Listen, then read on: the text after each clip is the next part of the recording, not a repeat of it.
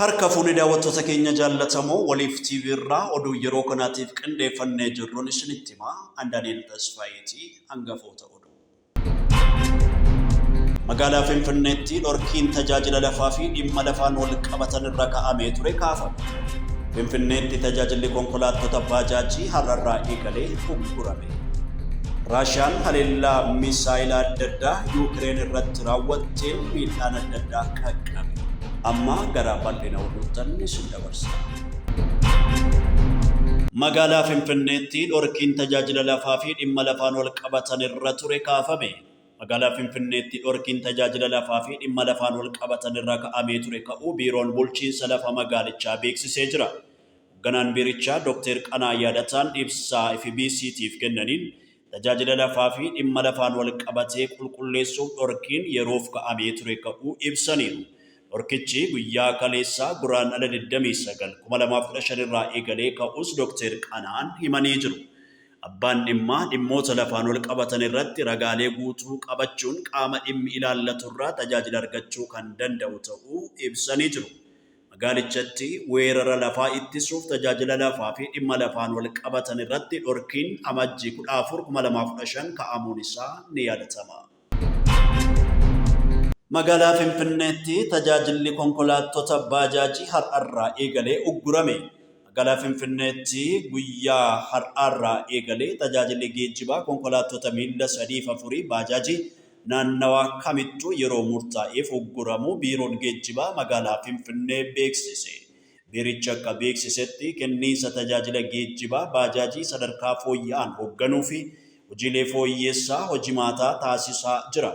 Aduma kanaan hojiin fooyyeessa hojimaatichaa hanga xumuramutti akkasumas barbaachisummaan tajaajilichaa qoratamee hanga murtee argatutti guyyaa har'aa eegalee naannawaa kamittuu tajaajilli geejjibaa baajaajii kan uggurame ta'uu ibsu ragaan biiricharraa argame ni mul'isa.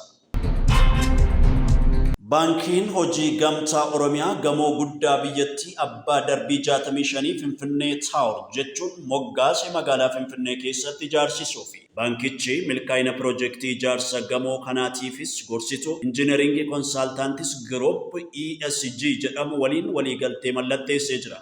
Ijaarsi gamoo kanaa miidhagina magaalattiitti kan dabalu yoo ta'u qabeenya dhaabbataa baankichaa guddisuu keessattis qooda guddaa qabaata jedhamee eegama.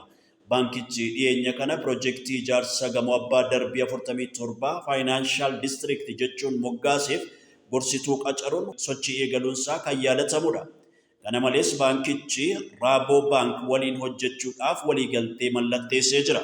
Raaboo Baank baankii waggoota 128 dura qonnaan bultoota biyya Neezerlaandiin hundeeffame yoo ta'u, har'a biyyoota 38 keessatti xiyyeeffannoo isaa seektara qonnaarra kaa'uun hojjechuu irratti argama. Baankiin kun waliin hojjechuuf filachuu isaatti kabajatu nutti dhaga'ama. Waliin taanes seektara qonnaa biyyattii jijjiiruu irratti hojiiwwan gurguddoo akka hojjechuuf deemnu ibsina jechuudhaan baankichi fuula feesbuukii isaa irratti barreessee jira. Miidiyaaleen hawaasummaa Itoophiyaa keessatti dhorkaman akka gadhiifaman dhaabbileen mirga namoomaa biyya keessaa falaa gaafatanii jiru. Baatii tokko dura muddama mootummaa fi mana kiristaanaa Ortoodooksii Tawaahidoo gidduu mudate hordofee ture miidiyaaleen hawaasummaa kan dhorkaman. Haa ta'u malee mootummaan Itoophiyaa sababa cufees ta'e hanga yoonaa sababa cufamee tureef ifatti waan dubbate hin qabu. Yeroo ammaa kanatti miidiyaaleen dhorkaman kanneen akka Facebook, Messenger, Telegram, TikTok fi YouTube'dha. Sababa biyya keessaa dhorkamaniif VPN malee fayyadamuunis hin danda'amu.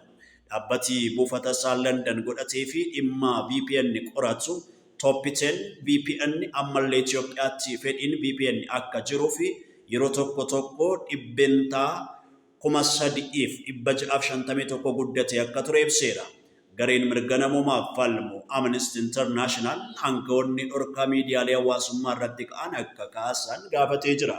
Mootummaan Itoophiyaa garuu gama isaatiin deebii laatee hin qabu. Naannoo Harariitti sagantaan nyaata barattootaa eegale. Naannoo Harariitti sagantaan nyaata barattootaa bakka hooggantoonni mootummaa olaanoon naannichaa argamanitti eegalee jira. Sagantaan nyaata barattootaa kun manneen barnootaa magaalota baadiyyaa keessatti argaman 67 keessatti eegaluusaa itti aanaan hoogganaan biiroo barnoota naannichaa Abiy Abbabaan eeranii jiru. Barattoonni 37,194 sagantaa kanarraa fayyadamoo kan ta'an ta'uu himanii jiru. Barattoonni barnoota idileen duraa hanga kutaa arfaffaatti jiran hundi fayyadamoo sagantichaa akka ta'anis ibsamee jira. Eegalamuun sagantichaa rakkoolee harcaatii barattootaa turan ni furan kan itti abdatame ta'uu ragaan biiroo kominikeeshinii naannichaa irraa argame ni mul'isa. Oduu biyya alaatiin Raashiyaan haleellaa misaayilaa adda addaa Yuukireen irratti raawwatteen gamooleen jireenyaa fi biroo magaalaa Kaarkiivii fi Odeessa keessa jiran rukutuu ishee aangawoonni Yuukireen beeksisan.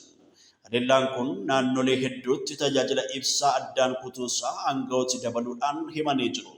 Akka bulchaan Maaksiim Maarchenkoo jedhanitti haleellaan misaayilaa hedduu wiirtuu anniisaa Odeessa rukutee ibsaan akka addaan citu sababa ta'eera. Dabaluunis haleellaa kanaan naannoleen manneen jireenyaa rukutamanis lubbuun namaa darbee akka hin jirre himanii jiru.